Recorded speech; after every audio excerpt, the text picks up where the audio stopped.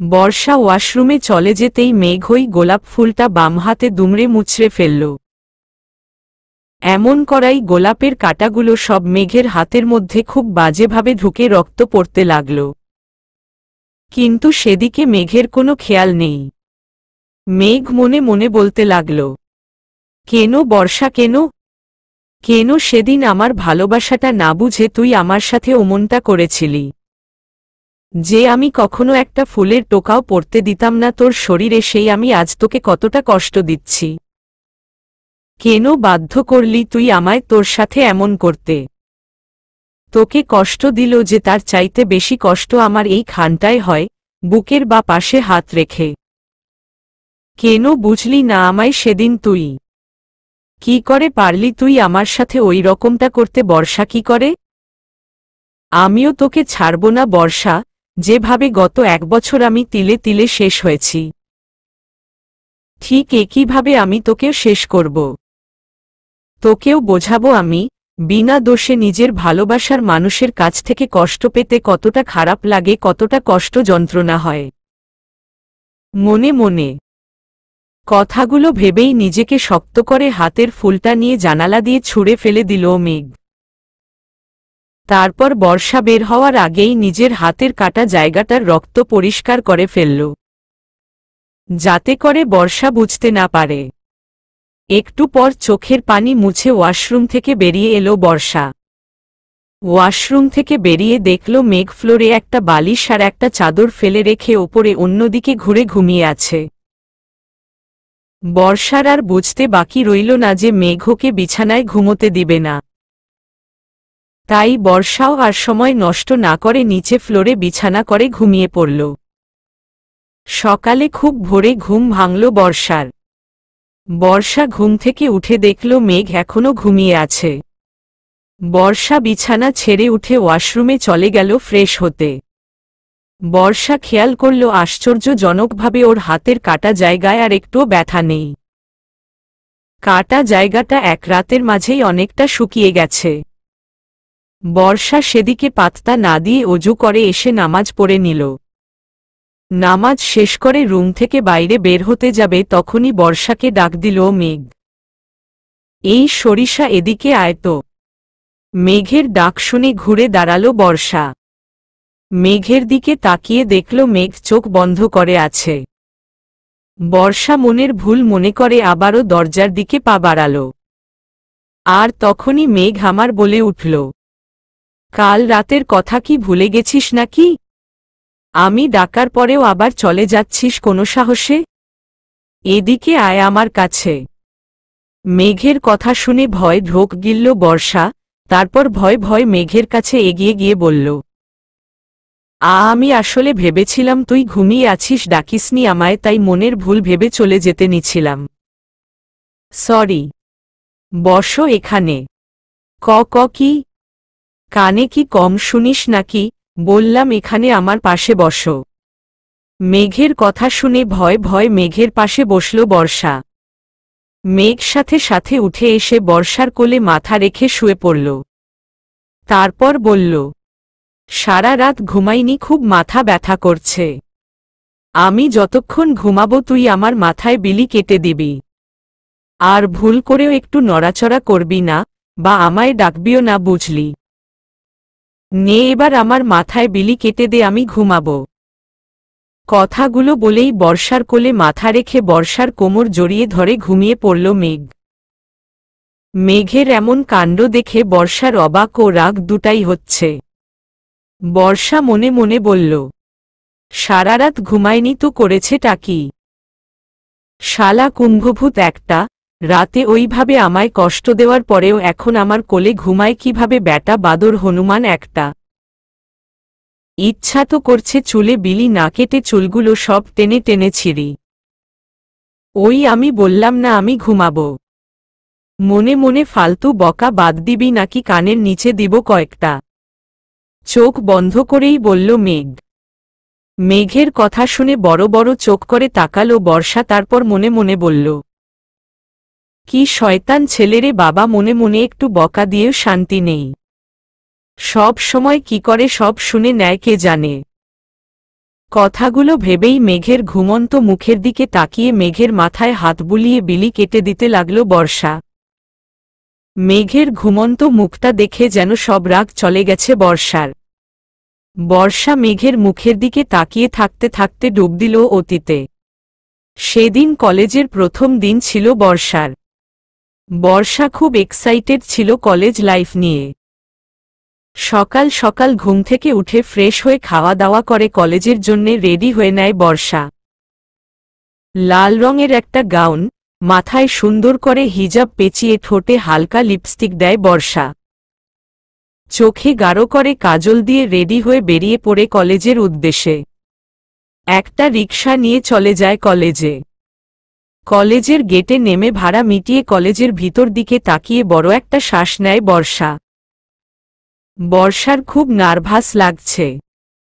একে তো কলেজের আজ প্রথম দিন, তার ওপর এখানে পরিচিতও কেউ নাই। তবুও বুকে সাহস নিয়ে কলেজের ভিতর প্রবেশ করে বর্ষা। ভিতরে যেতেই একটি সিনিয়র মেয়ে বর্ষাকে ডেকে বলে, এই যে লালবতী মেয়ে ক্লাসে পড়ে যাবে, আগে এদিকে আসো।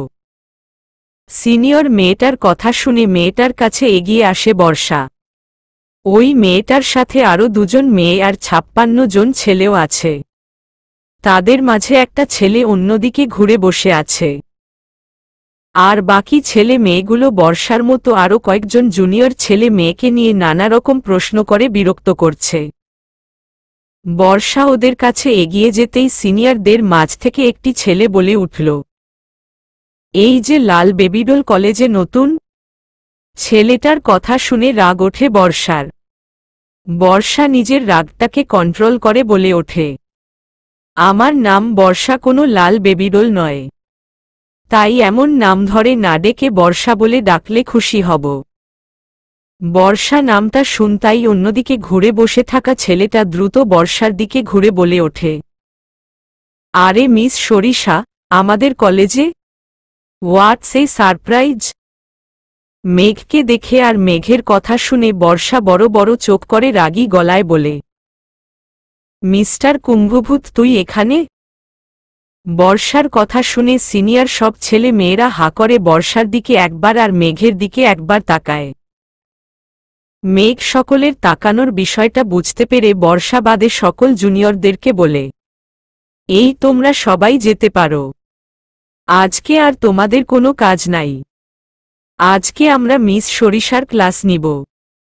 ও হ্যালো মিস্টার কুম্ভভূত, তোর কানে কি সমস্যা আছে নাকি? I am not Sarisha, I am a Barsha, okay? Just Barsha. ওই হলো সরিষা, এবার বল তোকে কি করা যায়? সেদিন তো আমার বাসায় আমার গাছের ফুল ছিঁড়ে আবার আমাকে গালি দিয়েই পালিয়ে গেছিলি, কিন্তু এখানে তোকে কে বাঁচাবে রে সরিষা? ডেভিল হেসে ভ্রু নাচিয়ে বলল মেঘ। বর্ষা নিজেকে সেভ করতে জানে। আমার জন্যে আমি একাই যথেষ্ট। কোনো কুম্ভভূতকে ভয় পায় না এই বর্ষা। মেঘ আর বর্ষার কথা শুনে সিনিয়র ছেলে মেয়েরা হা করে তাকিয়ে আছে ওদের দিকে। হঠাৎ ওদের মধ্যে থেকে একটি ছেলে মেঘকে বলে ওঠে, কি ব্যাপার বলতো মেঘ, তোরা এমনভাবে কথা বলছিস যেন তোরা আগে থেকেই দুজন দুজনকে চিনিস। আর আমি এই মেয়েটার স্পর্ধা দেখেও অবাক হচ্ছি। ও তোর সাথে এভাবে কথা বলছে। এই কলেজের সব মেয়েদের ক্রাশ, সকলের বড় ভাইয়ের ওপর এভাবে কথা বলছে, তাও আবার তুই তুই করে। How is possible? মেঘ আর সিনিয়রেরা যখন কথা বলতে ব্যস্ত সেই ফাঁকে বর্ষা দৌড় দিয়ে নিজের ক্লাসে চলে গেল। আর মনে মনে বলতে লাগল, ঈষৎ লোকে কথায় বলে যেখানে বাঘের ভয় সেখানেই নাকি সন্ধ্যা হয়। আজকে কথাটা হাতে নাতে প্রমাণ পেলাম। এই কুম্ভভূতটাকে এই কলেজেরই বড় ভাই হতে হল। এখন না হয় কোনো মতে বেঁচে গেলাম, কিন্তু এরপর থেকে কি করব? আমার কলেজের প্রথম দিনটাই খারাপ করে দিল কুম্ভভূতটা। ব্যাটা খাটাস একটা। ওদিকে বর্ষাকে পালাতে দেখে মেঘোর বন্ধুদেরকে বলল, এই তোরা সকলে শুনে রাখো, এখন সরিষা নামের বর্ষা নামের যে মেয়েটিকে দেখলি, যার সাথে আমি ঝগড়া করছিলাম ওটা আমার কাজিন, কিন্তু মেয়েটা 1 নাম্বারের পাজি। ওকে একবার যখন পেয়েছি তখন ওকে তো আমি দেখে নিব। তোরা ওর দিকে নজর রাখবি। শুধু কাজিন নাকি অন্য কিছু রে মেঘ? আমরা কেমন জানি একটা রহস্যের গন্ধ পাচ্ছি। তুই তো কোনো মেয়ের সাথে কথাই বলিস না, অথচ বর্ষার সাথে সোজা ঝগড়াতে চলে গেলি। সামথিং কিছু নয় তো? আরে ধুর, তোরা যা ভাবছিস তেমন কিছুই নয়। ও আমার আব্বুর বেস্ট ফ্রেন্ডের মেয়ে। কয়েকদিন আগে আমাদের বাসায় গিয়েছিল, তখনই ওর সাথে আমার প্রথম দেখা আর ঝগড়া। মিস সরিষা জানে না ও কার সাথে পাঙ্গা নিয়েছে। মেঘ চৌধুরীর সাথে পাঙ্গা নেওয়ার মজা তো ওকে পেতেই হবে। কথাগুলো বলেই ডেভিল হাসল মেঘ। তারপর সবাইকে নিয়ে ক্লাসের দিকে হাঁটা দিল ও। ক্লাসে ঢোকার পর যেন দেহে প্রাণ ফিরে পেল বর্ষা। মেঘের সামনে আর একটু থাকলে হয়তো প্রাণটা বেরিয়েই যেত। মুখে যতই বাহাদুরি করুক না কেন, বর্ষা তো একটা মেয়ে। আর একটা মেয়ে হয়ে ওই রকম একটা ছেলের সাথে পাঙ্গা নেওয়া সত্যিই বড় কঠিন কাজ। ক্লাসে ঢুকে নিজের বুকে ফুঁক দিয়ে বর্ষা বলল, যাক বাবা, এবারের মতো ওই রাক্ষস কুম্ভভূতটাকে ফাঁকি দিয়ে পালাতে পেরেছি। পরের কথা না হয় পরে ভাবা যাবে। কথাগুলো ভাবতে ভাবতেই একটি ব্রেঞ্চে গিয়ে বসল বর্ষা। বর্ষার পাশ থেকে একটি মেয়ে বর্ষার দিকে হাত বাড়িয়ে দিয়ে বলল, হাই, আমি তমা, আর তুমি? তমার কথা শুনে তমার দিকে ঘুরে তাকালো বর্ষা। গোলগাল উজ্জ্বল শ্যামলা মিষ্টি দেখতে একটি মেয়ে মিষ্টি হাসি দিয়ে তাকিয়ে আছে ওর দিকে। বর্ষাও মিষ্টি হেসে নিজের হাতটা বাড়িয়ে দিয়ে তমাকে বলল, হ্যালো, আমি বর্ষা, এই কলেজে নতুন। তোমার মতো আমিও নতুন। তোমাকে অনেক ধন্যবাদ, তোমার জন্যে আজকে বেঁচে গেছি সিনিয়রদের থেকে। আমার জন্যে বেঁচে গেছো মানে? আমি আবার তোমায় কিভাবে বাঁচালাম? তুমি যদি তখন ওই সিনিয়রদের কাছে না যেতে, ওদের সাথে ঝগড়া না করতে, তাহলে আমাকে ওদের সামনে নাচতে হতো। অনেক বিরক্ত করছিল ওরা। তুমি আশায় আমাদের ছেড়ে তোমায় ধরে। তবে যে ভাইয়াটা তোমার সাথে ঝগড়া করছিল, ওই ভাইয়াটা আমাদের কিছু বলেনি, উনি মনে হলো ভালোই। বাট তোমার সাথে ওমন কেন করল বুঝলাম না। তমার কথা শুনে বর্ষা মুখ বাঁকিয়ে বলল, ওই খাটাস কুম্ভভূতকে তুমি ভালো বলছো তমা? ওইটা একটা রামবজ্জাত। ব্যাটার সাথে দেখা হওয়ার পর থেকেই আমায় জ্বালিয়ে মারছে। আপদটার জন্যে কলেজে এসেও শান্তি নেই, এখানেও হাজির। বর্ষার কথা শুনে হা হা করে হেসে দিল তমা। তারপর হাসি থামিয়ে বলল, তুমি তো খুব সুন্দর করে কথা বলো আর খুব দুষ্টুও মনে হচ্ছে। আমরা কি বেস্টু হতে পারি? আমার কিন্তু এখানে পরিচিত কেউ নেই। হুমমম হতেই পারি, বাট আমার একটা শর্ত আছে। কি শর্ত? এখন খেকে আর কোনো তুমি বা আপনি নয়, জাস্ট তুই করে কথা বলতে হবে। ওকে ডান। এবার বল, বাসায় কে কে আছে তোর? আমি আমার একমাত্র আম্মু আর একমাত্র আব্বু। আর আমি তাদের একমাত্র কিউটের ডিব্বা মাইয়া। বর্ষার কথা শুনে আবারও হা হা করে হেসে দিল তমা। তারপর বলল, তুই সত্যিই অনেক মজার মানুষ। তোর সাথে কথা বলে আমার হেব্বি লাগছে। খেয়ে দেখেছিস বুঝি? বর্ষার এমন কথা শুনে আবারও হেসে দিল তমা। তখনই ক্লাসে স্যার ঢুকল। কলেজ শেষ হলে যে যার মতো বাসায় যাওয়ার জন্যে বেরিয়ে পড়ল। তমা আর বর্ষাও একসাথেই বের হল বাসায় যাওয়ার জন্যে। একটুখানি এগিয়ে যেতেই বর্ষার মনে পড়ল ও ভুল করে নিজের ফেভারিট কলমটা, যেটা ওর আব্বু ওকে উপহারের সাথে বার্থডেতে গিফট করেছিল, সেটা ক্লাসে ফেলে আসছে। তাই বর্ষা তমাকে উদ্দেশ্য করে বলল, এই রে, আমার ফেভারিট পেনটা ভুল করে ক্লাসে ফেলে আসছি।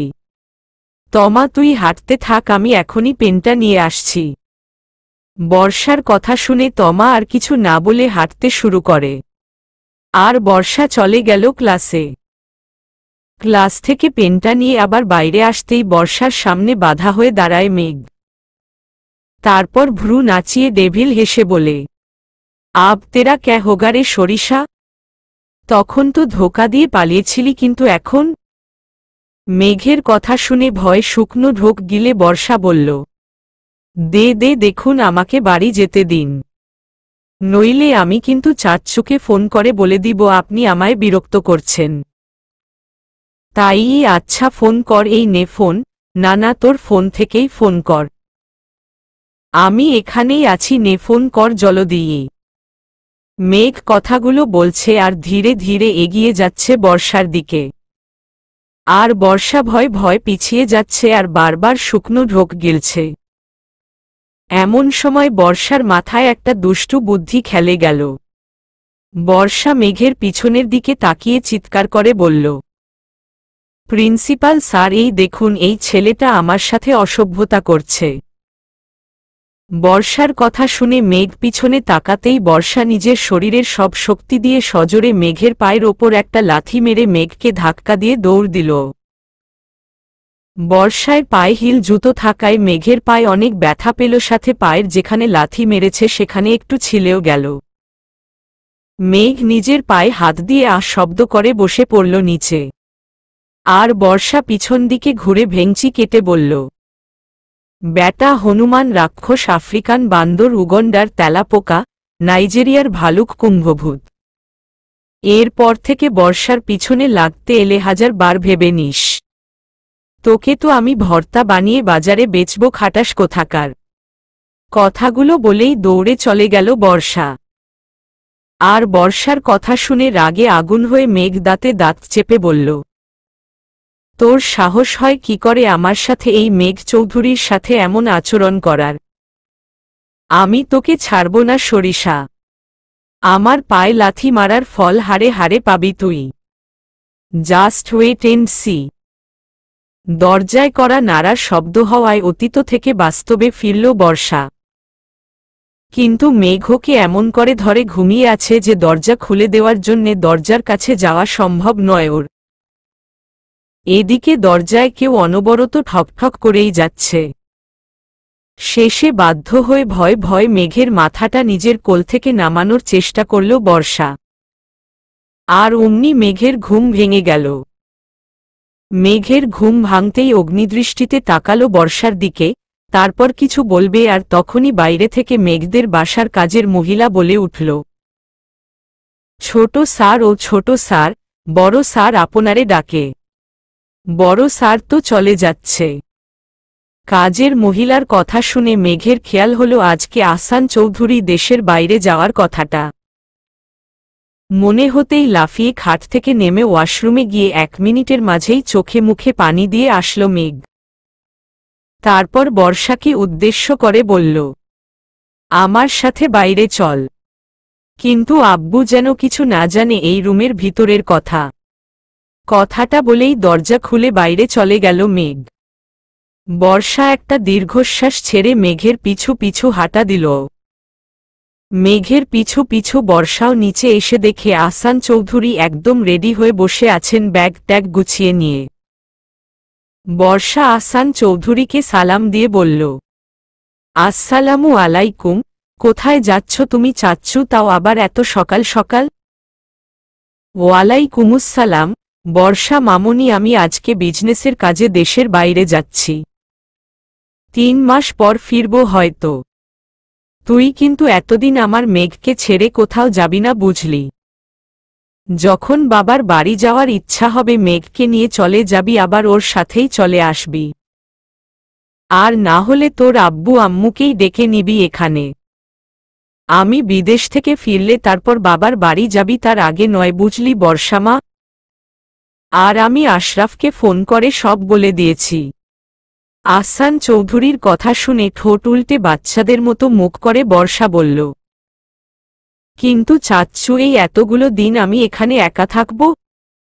পাগলি মেয়ে তুই, একা কোথায়, মেঘ তো আছে। স্বামী পাশে থাকতে আবার একা হয় নাকি? আর শোন, এখন থেকে আমায় আব্বু ডাকবি, কোনো চাচ্চু ডাক নয়। আহসান চৌধুরীর কথা শুনে বর্ষা মনে মনে বলল, ওই বজ্জাত খাটাস হনুমান কুম্ভভূতটা আমার স্বামী না শত্রু? আমার জীবনটা শুকনো বাঁশপাতা বানাতে বিয়ে করেছে উনি আমায়। এর কাছে আমি এই 3টি মাস কি করে থাকব? হে আল্লাহ, প্লিজ হেল্প মি। মনে মনে, কি হলো রে বর্ষা, মা কিছু বলছিস না যে? বর্ষা কিছু বলার আগেই মেঘ বলে উঠল, ও আর কি বলবে আব্বু, তুমি নিশ্চিন্তে বিজনেসের কাজে যাও, ওকে দেখার জন্যে আমি আছি। আর আমায় দেখার জন্যে ও আছে। তুমি যা বলছো সব মেনে নিয়েছে ও। কি আমি ঠিক বলছি না বর্ষা? বর্ষার দিকে চোখ রাঙিয়ে তাকিয়ে, হ্যাঁ হ্যাঁ চাচ্চু, উনি ঠিকই বলছে। তুমি যাও, আমি এখানেই থাকব তুমি না ফেরা পর্যন্ত। তারপর আরও কিছুক্ষণ কথা বলে মেঘ আর বর্ষার থেকে বিদায় নিয়ে চলে গেলেন আহসান চৌধুরী। মেঘ ওনাকে এগিয়ে দিয়ে আসতে সাথে গেল। ওরা চলে যেতেই বর্ষা গিয়ে টিভি চালিয়ে কার্টুন দেখতে লাগল। কার্টুন দেখতে দেখতে হঠাৎ টিভি বন্ধ হয়ে গেল। বর্ষা অবাক হয়ে সুইচ টিপে চেক করতে লাগল টিভিটা কেন বন্ধ হল। তখনই বর্ষার পিছন থেকে মেঘ বলে উঠল, চেক করে কোনো লাভ হবে না, আমি টিভির লাইনটা বন্ধ করে দিয়েছি। আমি ওপরে যাচ্ছি ভালোভাবে ফ্রেশ হতে, এসে যেন দেখি টেবিলে আমার ব্রেকফাস্ট রেডি করে রাখা হয়েছে। কথাটা বলেই ওপরে চলে যেতে নিল মেঘ, আর অমনি বর্ষা রেগে গিয়ে বলে উঠল, ওই কুম্ভভূত, তুই আমার টিভি বন্ধ করলি কেন? আর ব্রেকফাস্ট তো কাজের লোকেরা বানিয়েই রাখছে টেবিলে, চোখে দেখিসনি ব্যাটা হনুমান? ওগুলো গিয়ে গেল না, আমার টিভিটা কেন বন্ধ করলি? বর্ষার কথা শুনে থেমে গেল মেঘ। তারপর বর্ষার দিকে অগ্নিদৃষ্টিতে তাকিয়ে কিছু একটা ভেবে ডেভিল হেসে ওপরে চলে গেল। একটু পরেই অনেকগুলো টাকা হাতে করে নিচে নেমে এসে বাসার সব কাজের লোকদের ডাকতে আরম্ভ করল। বাসার সব কাজের লোকরা সামনে এসে দাঁড়াতেই মেঘ সবার উদ্দেশ্যে বলল, তোমাদের সবার 2 মাসের ছুটি। আর এই 2 মাস তোমাদের কাজও করতে হবে না। এই নাও সবার 2 মাসের অগ্রিম বেতন। তোমরা এখনই সবাই যে যার বাড়ি চলে যাও। মেঘের কথা শুনে সবাই অনেক খুশি হয়ে টাকাগুলো নিল। তারপর একজন কাজের মহিলা বলল, কিন্তু ছোট স্যার, আমরা সবাই চলে গেলে বাসার কাজ কামগুলো করবে ক্যাডা? সেটা তোমাদের ভাবতে হবে না। তোমরা চলে যাও, 2 মাস পর এসো। আর হ্যাঁ, যাওয়ার আগে আজকে সকালে যে সব রান্না করেছ সব নিয়ে যেও। কথাটা বলেই সবাইকে টাকা দিয়ে ওপরে চলে গেল মেঘ। কাজের লোকগুলো খুশি হয়ে যে যার মতো ব্যাগ গুছিয়ে নিয়ে চলে গেল। শুধু গেটম্যান আর মালি থাকল। বর্ষা এতক্ষণ চুপ করে দাঁড়িয়ে অবাক হয়ে এসব দেখছিল। সবাই চলে যেতেই বর্ষা ওপরে চলে গেল মেঘের কাছে। মেঘ কেবলই ওয়াশরুমে যাওয়ার জন্যে পা বাড়িয়েছে, তখনই বর্ষা গিয়ে বলল, ওই কুম্ভভূত, তুই কাজের সব লোকগুলোকে ছুটি দিলই কেন? এখন বাসার এই এত কাজগুলো কে করবে? বর্ষার কথা শুনে থেমে গেল মেঘ। তারপর বর্ষার দিকে না তাকিয়েই বলল, আজ থেকে বাসার সব কাজ তুই করবি। কি, আমি কি তোর চাকর নাকি যে আমি কাজ করব? আমি কিচ্ছু করব না। বর্ষা কথাটা বলতেই মেঘ বর্ষার কাছে এগিয়ে গিয়ে বর্ষার এক হাত মুচড়ে ধরে পিছনে ঘুরিয়ে দেওয়ালের সাথে চেপে ধরে রাগী গলায় বলল, কি বললি তুই? সাহস থাকলে আর একবার বলে দেখ, তোর জিভ টেনে ছিঁড়ে ফেলব আমি। আজ এই মুহূর্ত থেকে আমি যা বলবো তুই তাই করবি। আর আমার কথার অবাধ্য হওয়ার চেষ্টা করবি তো তুই ভাবতেও পারবি না আমি তোর কি হাল করব। আর ভুল করেও আমায় আর এই তুই তুই করে কথা বলার চেষ্টা করবি না। আমায় আপনি করে বলবি, বুঝলি? কথাটা বলে বর্ষার হাত ছেড়ে দিতেই বর্ষা মেঘের দিকে ঘুরে চিৎকার করে বলে উঠল, আমি কোনো কথা শুনব না তোর কুম্ভভূত, তোর সাহস হয় কি? আর বলতে পারল না বর্ষা, তার আগেই সজোরে একটা থাপ্পড় মেরে দিল মেঘ ওর গালে। থাপ্পড় খেয়ে তাল সামলাতে না পেরে মুখ থুবড়ে ফ্লোরে গিয়ে পড়ল বর্ষা। বর্ষা পড়ে যেতেই মেঘ দৌড়ে গিয়ে বর্ষার চুলের মুঠি ধরে নিজের দিকে বর্ষার মুখটা উঁচু করে ধরে দাঁতে দাঁত চেপে বলল, ওই আমার কথা কি কানে যায় না তোর? নাকি তুই আমাকে সেই 1 বছর আগের মেঘ ভাবছিস? তাহলে শুনে রাখো, 1 বছর আগে তুই যে হাসি খুশি শান্ত মেঘকে জানতিস তাকে তুই সেদিন নিজে হাতে খুন করেছিস। আর এখন তোর সামনে যে মেঘ চৌধুরী দাঁড়িয়ে আছে সে হলো হিংস্র।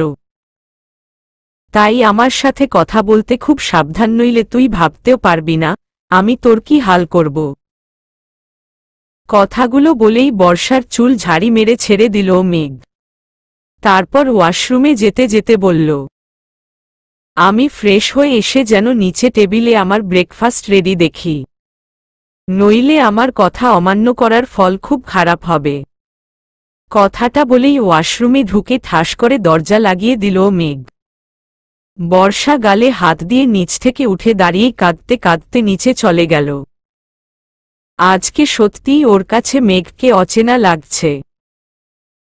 যে মেঘ কখনো ওর গায়ে হাত তোলা তো দূরের কথা, কখনো ওকে কেউ বাজে কোনো কথা বললে তার অবস্থা খারাপ করে দিত, আর আজ কিনা সেই মেঘ ওকে এভাবে মারল। কথাগুলো ভাবতেই শুধু কান্না পাচ্ছে বর্ষার। বর্ষা চোখ মুছে কিচেনে চলে গেল। তারপর ভাবতে লাগল কি বানাবে ব্রেকফাস্টের জন্যে। ও তো কোনো রান্নাই জানে না। বাসায় থাকতে শখ করে আম্মুর সাথে কয়েক রকমের পিঠা বানাতো শুধু, আর নুডলস রান্না করেছে কয়েকবার।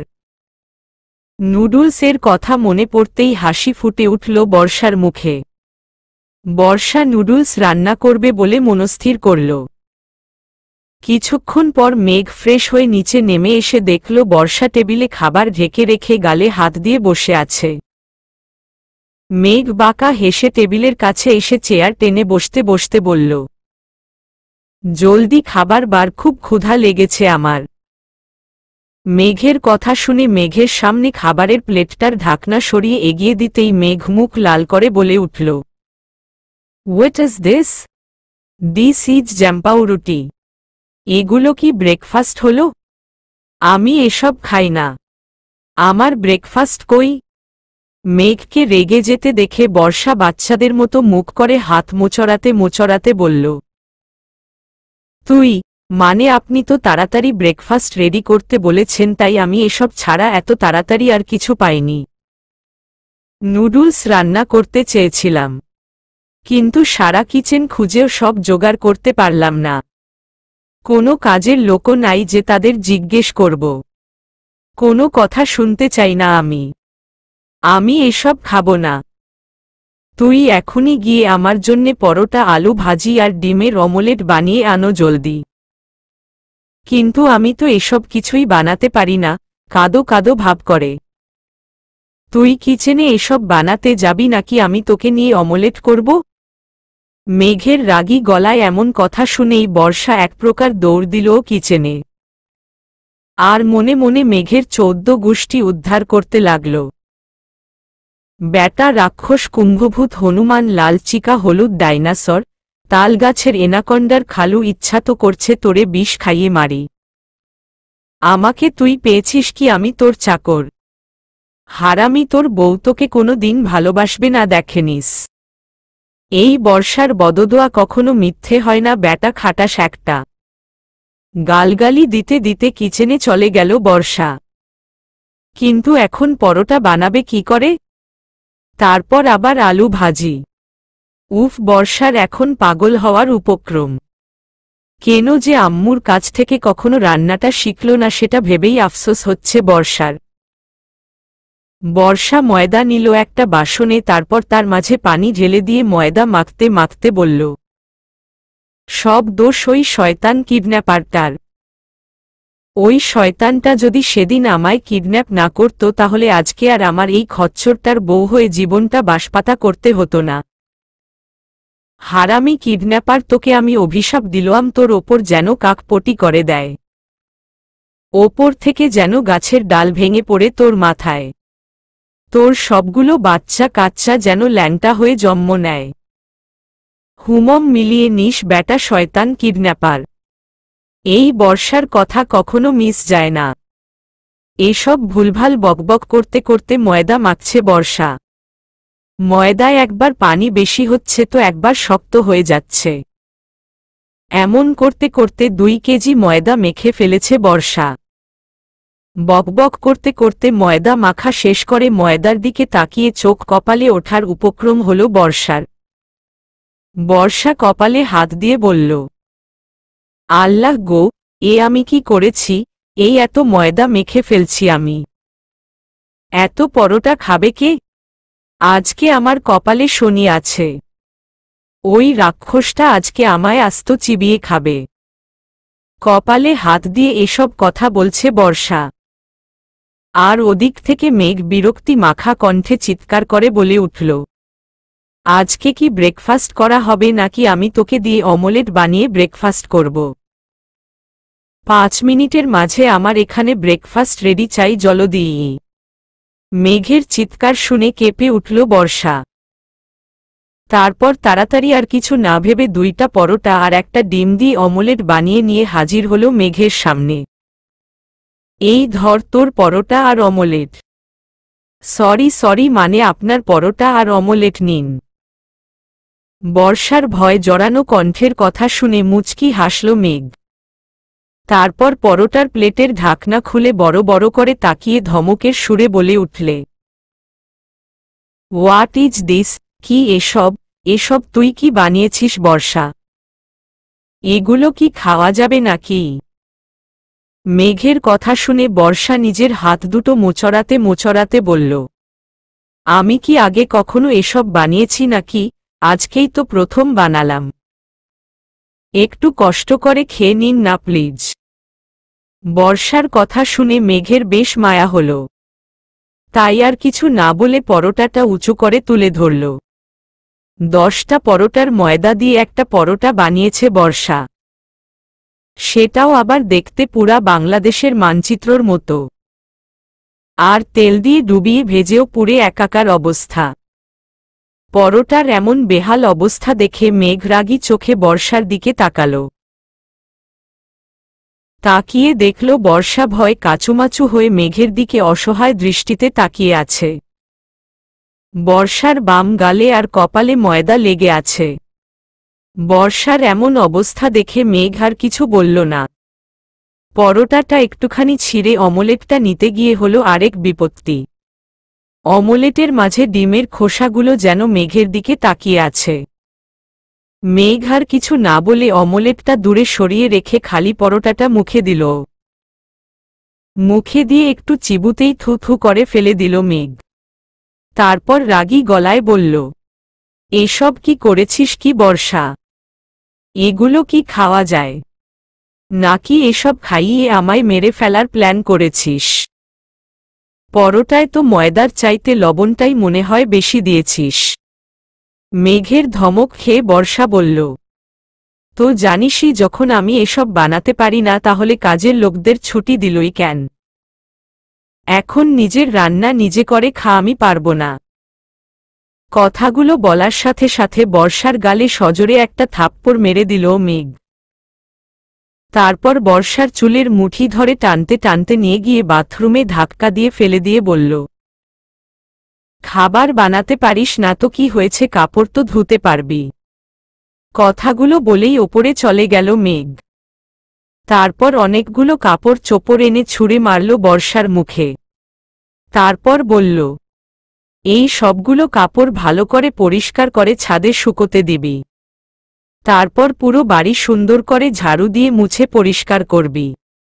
আমি যেন কোথাও একটু ময়লা না পাই। কথাগুলো বলেই চলে গেল মেঘ। আর বর্ষা বসে বসে কান্না করতে লাগল। বেশ কিছুক্ষণ কান্না করার পর বর্ষা কাপড় চোপড়গুলো পরিষ্কার করা শুরু করল। আর মনে মনে বলতে লাগল, এত রাগ আমার ওপর তোর মেঘ, শুধু একটা চড় মেরেছিলাম বলে এভাবে শাস্তি দিচ্ছিস তুই আমায়। একটা থাপ্পড়ের মূল্য এভাবে আমায় কষ্ট দিয়ে তুলছিস তুই। এই তোর ভালোবাসা আমার প্রতি? এসব কথা ভেবেই ঠুকরে কেঁদে দিল বর্ষা। আর মনে পড়ে গেল সেই দিনটা 1 বছর আগে। সেদিন ছিল ওদের কলেজে নবীন বরণ উৎসব। বর্ষা অনেক সুন্দর করে নীল রঙের একটি শাড়ি পরে সেজেগুজে কলেজে যায় সেদিন। গত 2 বছরে মেঘের সাথে ঝগড়া করতে করতে মেঘকে ভালোবেসে ফেলেছিল বর্ষা। তাছাড়া মেঘও ওকে অনেকবার ভালোবাসি কথাটা বলেছিল।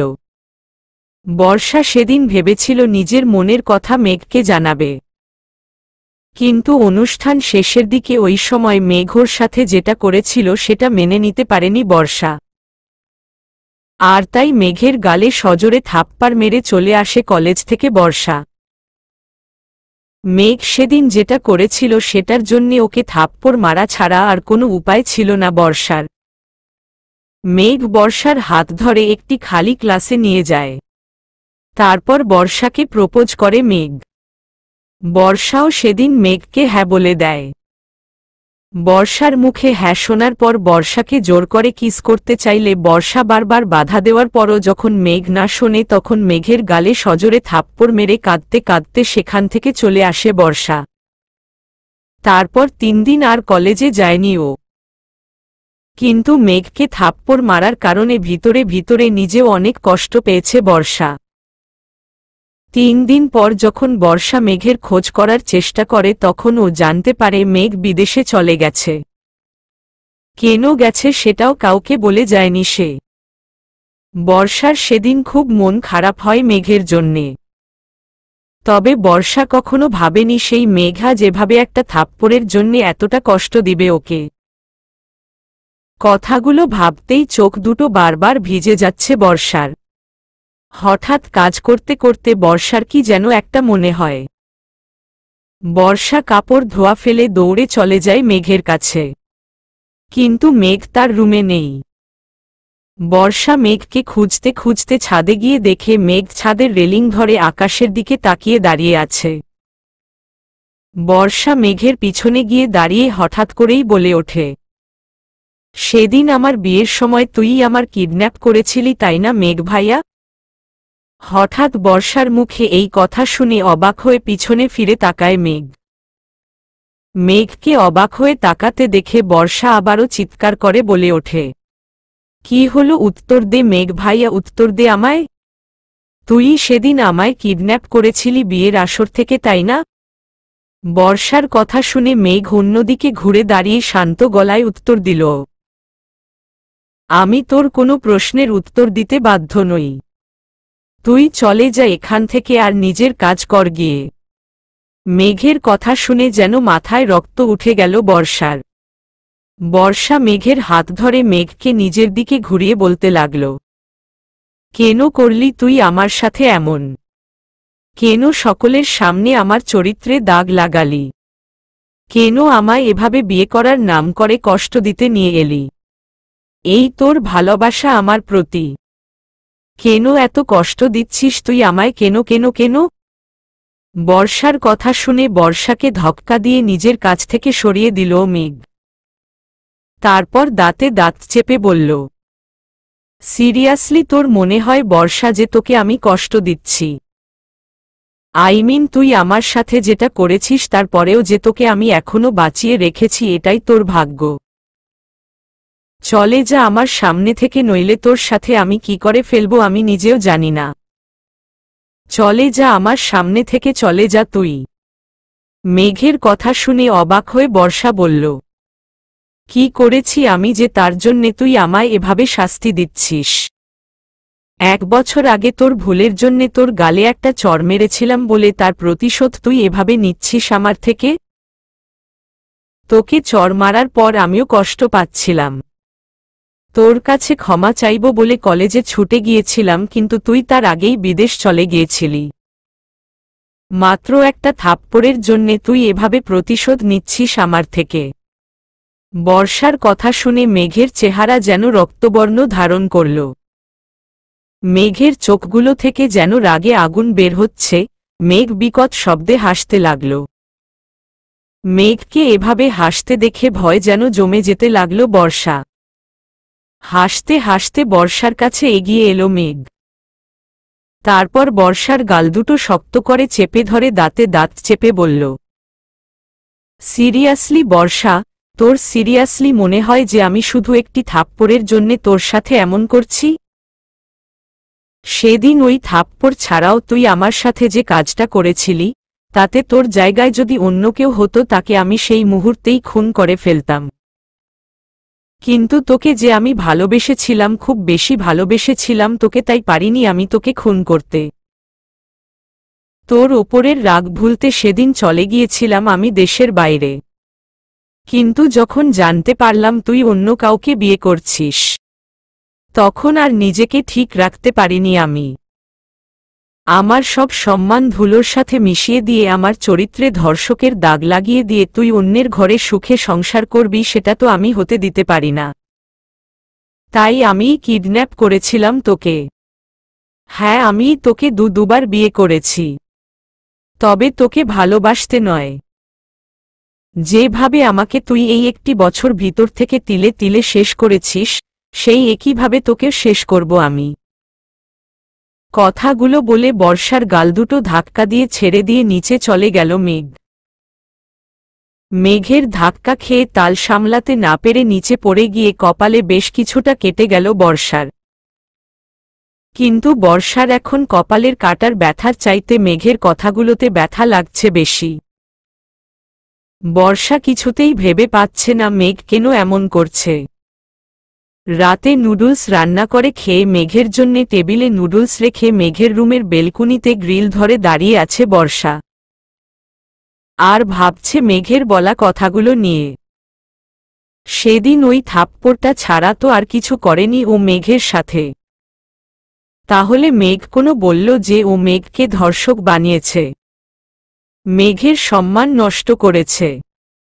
বর্ষা যখন এমন আকাশ পাতাল ভাবতে ব্যস্ত, তখনই পিছন থেকে বর্ষাকে জড়িয়ে ধরে বর্ষার ঘাড়ে নাক ডোবাল কেউ। বর্ষা কিছুটা ভয় পেয়ে দ্রুত পিছনে তাকিয়ে দেখে মেঘ দাঁড়িয়ে আছে ওর পিছনে। মেঘকে কেমন মাতাল মাতাল দেখতে লাগছে, খুব বাজেভাবে তাকিয়ে আছে মেঘ বর্ষার দিকে। মেঘের এমন অবস্থা দেখে বর্ষা মেঘের থেকে একটু সরে গিয়ে ভ্রু কুঁচকে বলে ওঠে, মেঘ ভাইয়া, তুই ড্রিঙ্ক করেছিস? বর্ষার কথার উত্তর না দিয়ে বর্ষার হাত ধরে হেঁচকা টান দিয়ে জড়িয়ে ধরে মেঘ। মেঘের গায়ে মোমো করছে মদের বিশ্রী গন্ধ। বর্ষা যতটা সম্ভব মেঘের থেকে দূরে যাওয়ার চেষ্টা করছে, কিন্তু কিছুতেই পেরে উঠছে না মেঘের শক্তির কাছে। হঠাৎ করেই বর্ষাকে কোলে তুলে নেয় মেঘ। তারপর বর্ষাকে নিয়ে চলে যায় রুমের ভিতর। আজ 3 দিন হলো বর্ষা মেঘের সাথে কোনো প্রকার কথা বলে না। সব সময় চুপচাপ থাকে বর্ষা। মেঘও বিনা প্রয়োজনে বর্ষাকে কিছু বলে না। এর মাঝে বর্ষা হালকা পাতলা রান্নাও শিখে নিয়েছে ইউটিউবে দেখে দেখে। বর্ষা একজন সংসারী মেয়ের মতোই নিজের সংসারটাকে আপন করে নিয়েছে। তবে মেঘের প্রতি জমেছে ওর মনে অনেক ঘৃণা। সেদিন রাতে ড্রিঙ্ক করে আসার পর জোর করে স্বামীর অধিকার খাটিয়েছে মেঘ।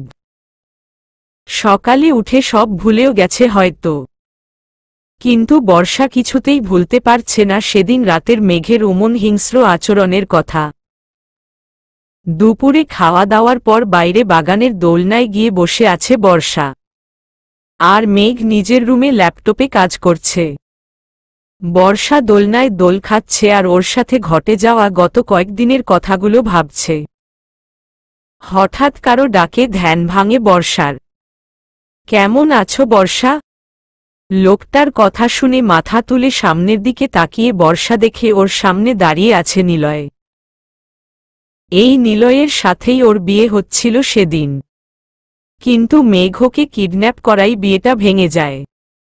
নিলয়কে দেখে দোলনা থেকে উঠে দাঁড়িয়ে বর্ষা বলে, আপনি এখানে? আপনি এখানে কেন এসেছেন? আমি এখানে মেঘের সাথে দেখা করতে এসেছি বর্ষা।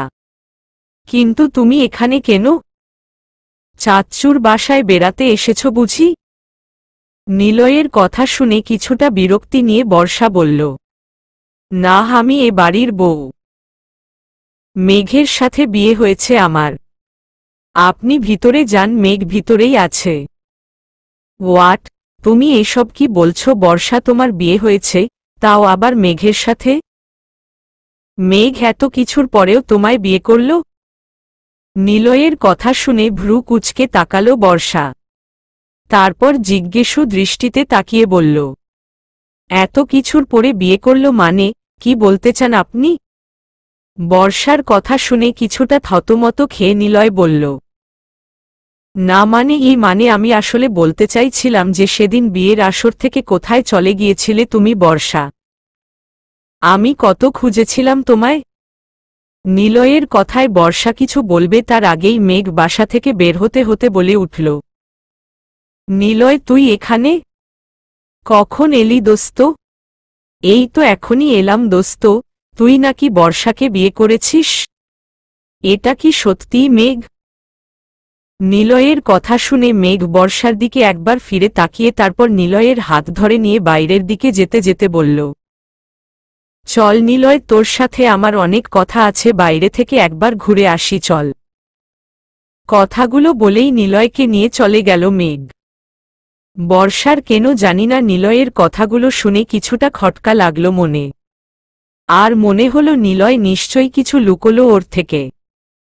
নিলয়কে নিয়ে একটি কফি শপে গিয়ে বসল মেঘ। কফি শপে বসতেই নিলয় কিছুটা উত্তেজিত কণ্ঠে বলে উঠল, মেঘ তোর সাথে বর্ষা এতটা খারাপ আচরণ করার পরেও তুই কেন বিয়ে করলি ওকে? তুই কি 1 বছর আগের সেই কথাগুলো ভুলে গেছিস? তোকে কি করে সবার সামনে ধর্ষক প্রমাণ করে মার খাইয়েছিল বর্ষা? নিলয়ের কথা শুনে রাগী গলায় মেঘ বলল, ভুলিনি, কিছুই ভুলিনি আমি।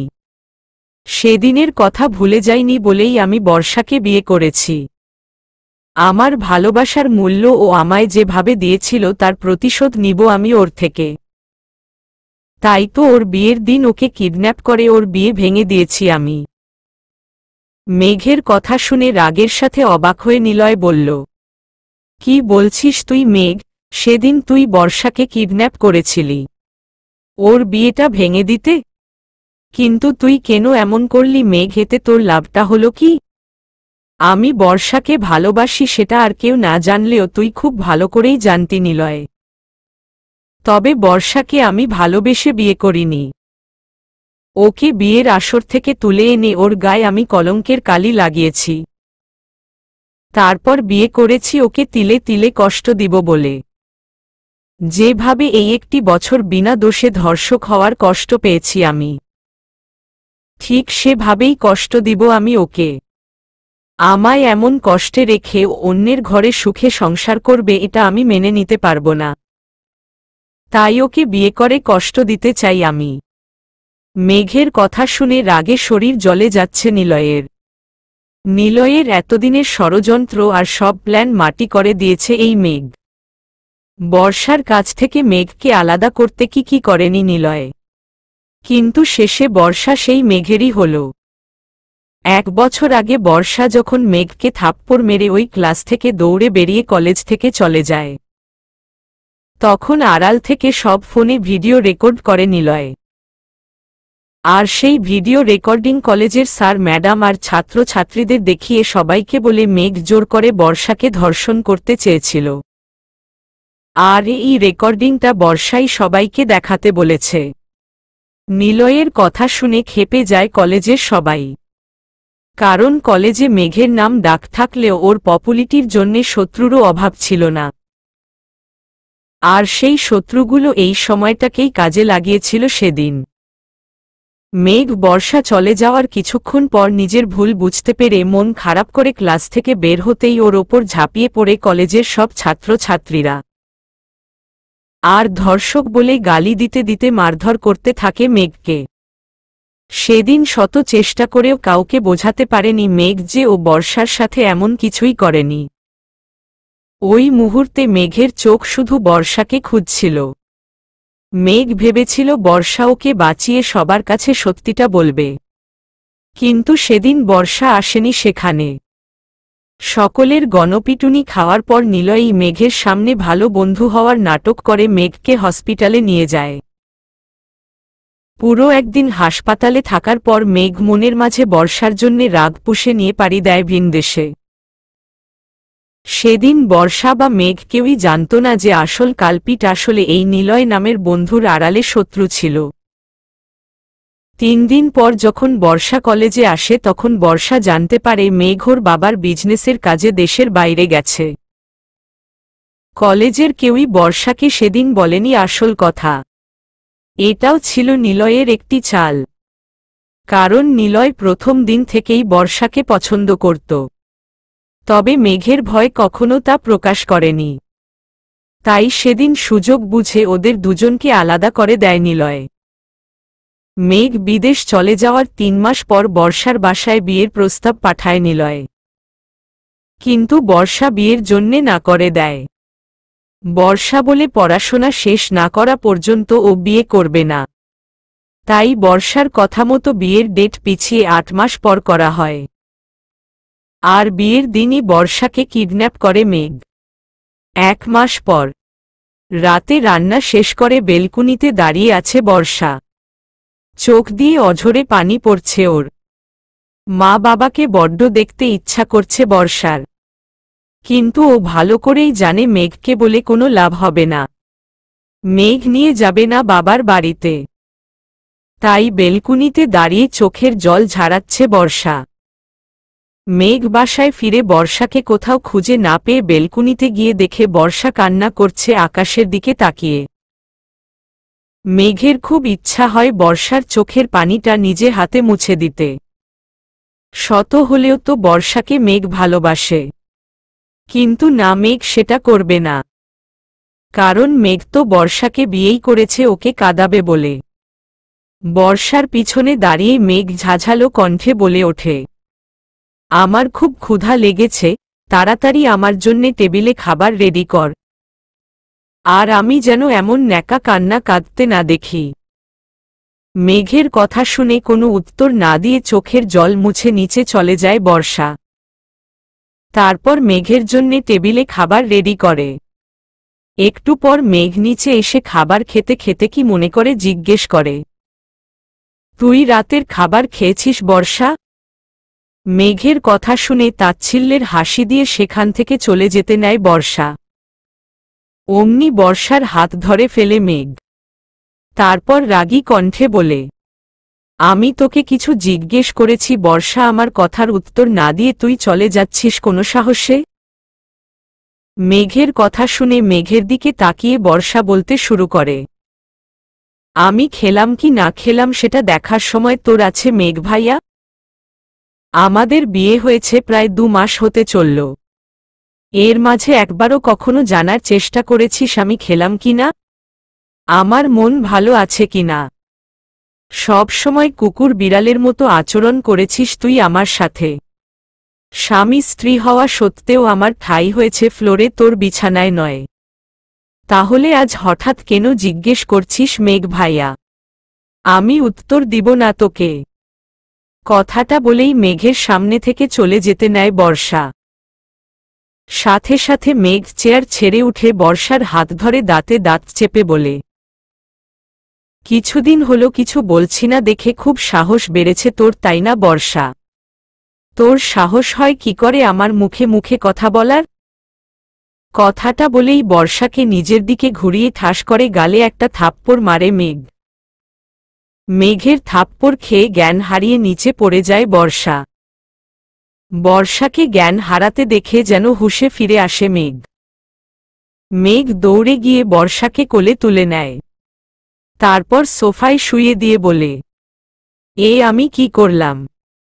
আমি কি নিজের রাগের বসে বর্ষার সাথে সত্যিই খুব অন্যায় করে ফেলছি? কি হলো বর্ষার? বর্ষার কিছু হলে আমি বাঁচব কি নিয়ে? বর্ষা, এই বর্ষা কথা বল না প্লিজ। এই বর্ষা কি হলো, কথা বল না আমার সাথে প্লিজ। কোনো কিছুতেই বর্ষার জ্ঞান ফিরছে না দেখে বর্ষাকে কোলে নিয়ে হাসপাতালে চলে যায় মেঘ। পাগলের মতো ডাক্তারকে ডাকতে থাকে মেঘ। ডাক্তার এসে নার্সদের দিয়ে বর্ষাকে নিয়ে যায় একটি কেবিনে।